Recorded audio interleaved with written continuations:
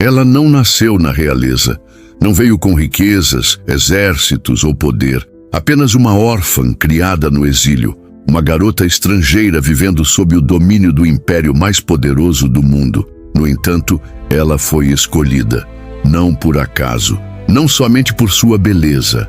Ela foi colocada ali com um propósito divino, escondida atrás dos muros do palácio, para um momento como este. Mas enquanto os reis bebiam de cálices dourados e os nobres tramavam em segredo, uma batalha silenciosa se formava. Uma batalha que não seria travada com espadas ou bigas, mas com jejum, fé e a coragem de falar quando o silêncio poderia significar a morte. O nome dela era Esther. E esta não é apenas a história de uma rainha. É a história de como o destino de um povo foi mudado pela mais improvável das heroínas.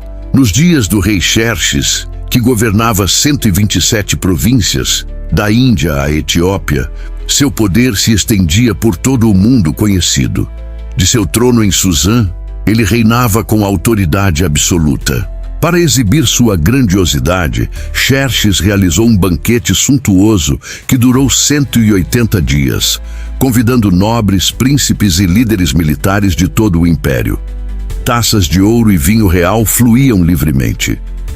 Quando os 6 meses terminaram, o rei abriu os portões do palácio para todos em Suzã, oferecendo um banquete de 7 dias no jardim. O vinho era servido generosamente, sem restrições. Enquanto isso, a rainha Vasti oferecia um banquete separado para as mulheres dentro do palácio.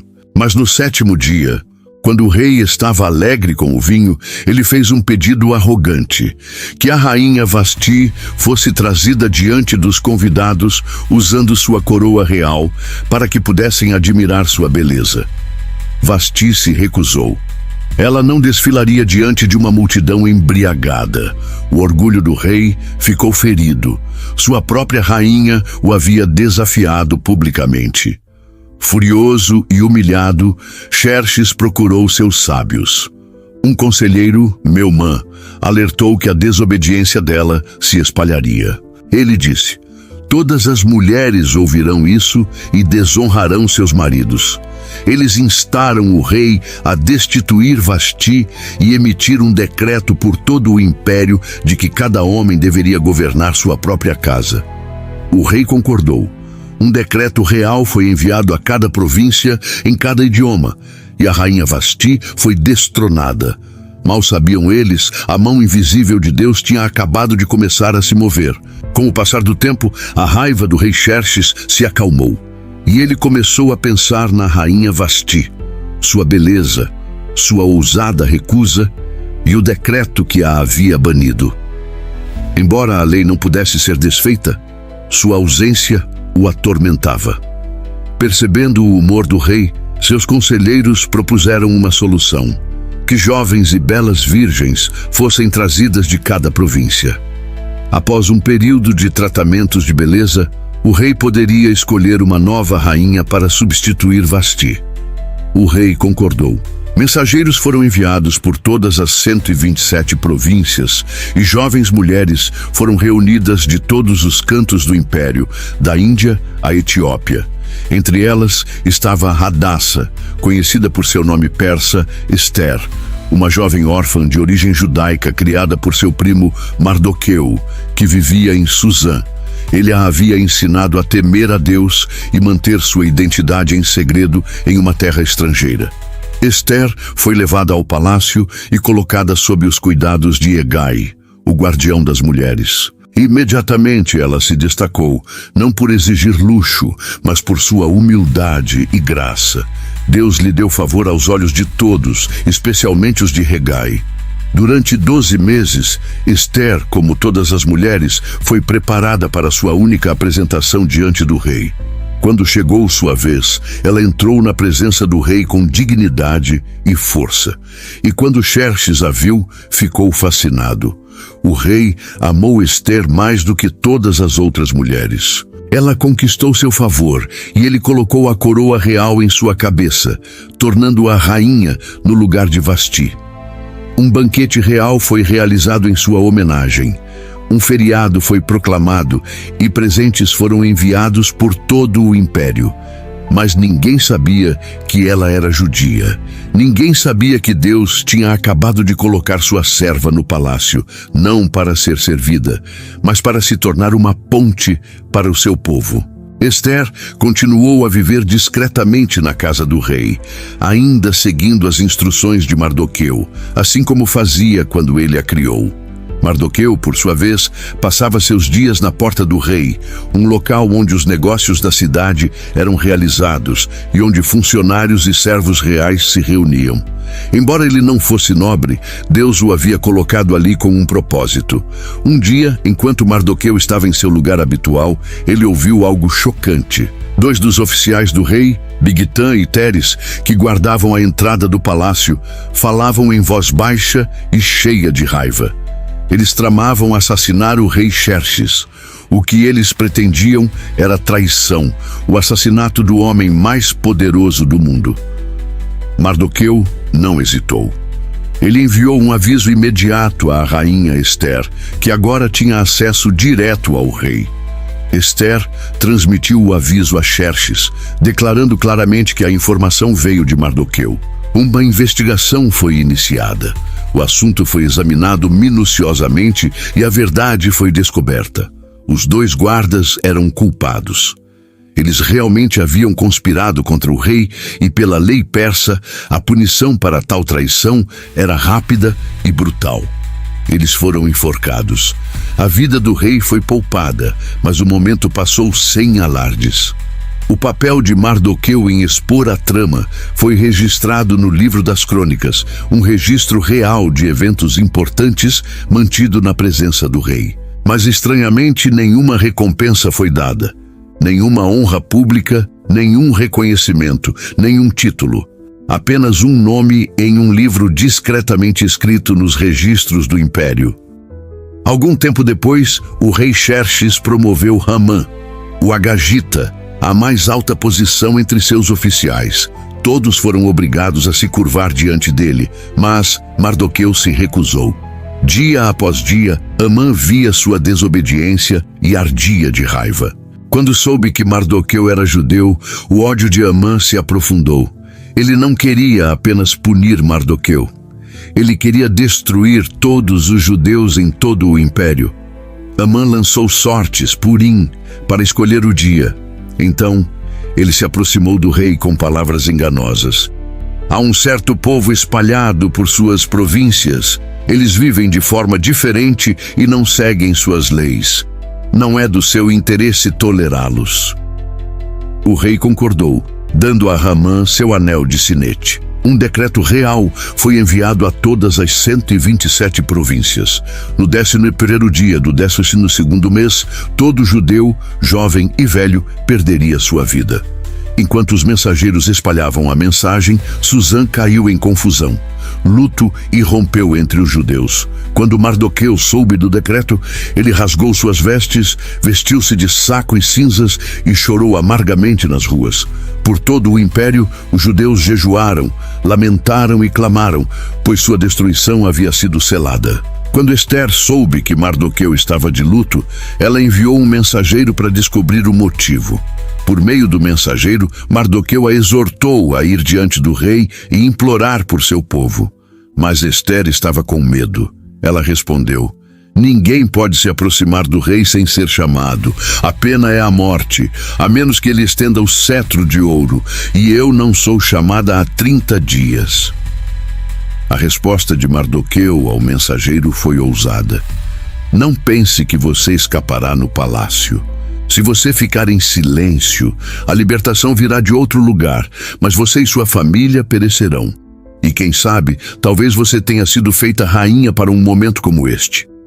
O medo de Esther deu lugar à fé. Ela respondeu: vá, reúna todos os judeus em Susã. Jejuem por mim por 3 dias. Eu irei ao rei, mesmo que isso me custe a vida. Se eu tiver que morrer, eu morrerei. No 3º dia, vestida com suas vestes reais, Esther entrou corajosamente no pátio interno do palácio. O rei a viu e estendeu o cetro de ouro em sua direção. Com alívio e esperança, Esther tocou a ponta do cetro. Então o rei perguntou calorosamente: "Qual é o seu pedido, rainha Esther? Mesmo que seja metade do reino, será concedido." Esther respondeu: "Se for do agrado do rei, venha a um banquete que preparei para você e Amã." O rei sorriu, intrigado, e prontamente concordou. E tanto ele quanto Amã compareceram ao banquete de Esther. No entanto, durante a refeição, Esther não falou de sua petição. Em vez disso, ela observou o rei de perto, procurando o momento certo. Antes que a refeição terminasse, Esther estendeu outro convite. "Por favor, venham novamente amanhã, e então eu compartilharei meu verdadeiro pedido." Naquela noite, o rei Xerxes ficou acordado, inquieto e atormentado. Nada conseguia acalmar sua mente. Desesperado por uma distração, ele ordenou que seus servos trouxessem o livro das crônicas, o registro oficial dos eventos do reino. Enquanto os escribas liam, os olhos do rei captaram uma entrada há muito tempo esquecida: o nome de Mardoqueu. O registro contava como Mardoqueu havia descoberto uma trama contra a vida do rei, um ato de lealdade que havia salvado Xerxes. Mas, apesar da gravidade desse feito, Mardoqueu nunca havia sido recompensado. Profundamente comovido, Xerxes perguntou a seus conselheiros: que honra ou reconhecimento foi dado a Mardoqueu por isso? O conselheiro respondeu: nada foi feito por ele. O rei sentou-se em silêncio pensativo. Como tal lealdade poderia passar sem recompensa? Nesse exato momento, Amã entrou no palácio, pretendendo pedir ao rei permissão para enforcar Mardoqueu na forca que ele mesmo havia construído. Mas antes que ele pudesse falar, o rei o chamou. Amã, disse o rei, o que deve ser feito pelo homem que o rei deseja honrar? Cheio de arrogância, Amã imaginou que o rei se referia a ele.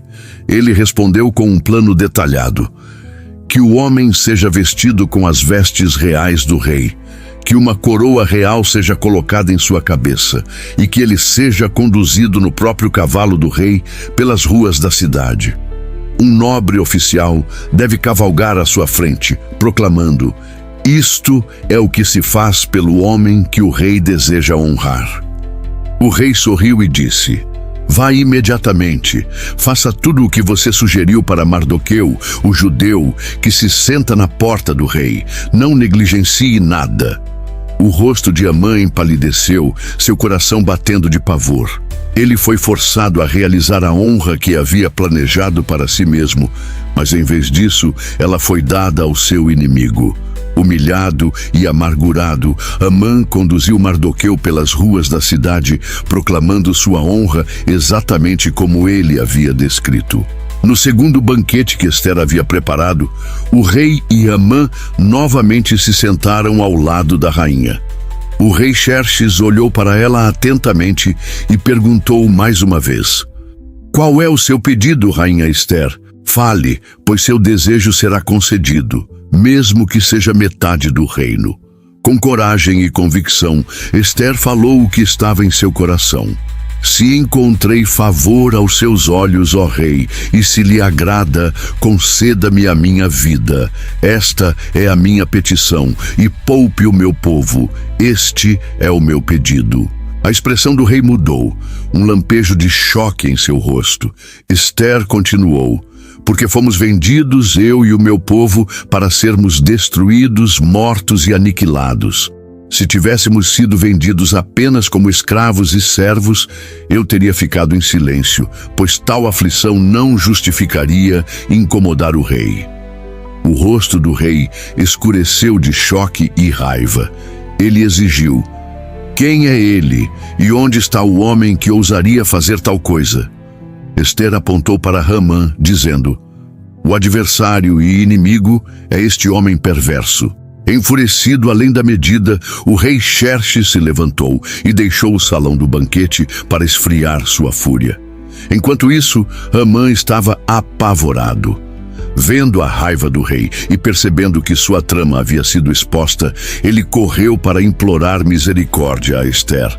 Em desespero, ele se jogou no divã onde Ester estava reclinada. Nesse momento, o rei Xerxes retornou de repente. Ele viu Amã agarrado a Ester e gritou: "Ele até atacará a rainha enquanto eu estou na casa." Os guardas do rei agarraram Amã, e ele foi rapidamente levado e enforcado na mesma forca que havia preparado para Mardoqueu. Assim, os planos dos perversos foram anulados em um único momento e a justiça foi feita. Depois que Amã foi enforcado, o rei Xerxes deu toda a sua propriedade à rainha Ester. Ela, por sua vez, nomeou Mardoqueu para administrá-la. O rei também removeu seu anel de sinete, que uma vez foi dado a Amã, e o colocou na mão de Mardoqueu, dando-lhe autoridade real. Mas o perigo ainda não tinha acabado. Embora Amã estivesse morto, seu decreto continuava sendo lei. Na Pérsia, um decreto real, selado com o anel do rei, não podia ser revogado, nem mesmo pelo próprio rei. O dia da destruição contra os judeus ainda pairava no calendário, o 13º dia do 12º mês. Então, Ester mais uma vez se aproximou do rei. Desta vez, não por sua vida, mas pela vida de seu povo. "Como posso suportar ver o desastre cair sobre o meu povo?" ela implorou. O rei Xerxes concedeu permissão para que um novo decreto fosse escrito, um que contrariaria o primeiro. Mardoqueu rapidamente convocou os escribas reais e escreveu em nome do rei: "Os judeus em cada cidade têm o direito de se reunir e se defender. Eles podem destruir qualquer um que os ataque e tomar os bens de seus inimigos, se necessário." Este decreto foi enviado rapidamente a todas as 127 províncias em cada idioma, selado com o anel do rei. Conforme ele se espalhava, a esperança foi revivida. Onde havia luto, agora havia luz e alegria. No dia marcado, os judeus se uniram em todo o império.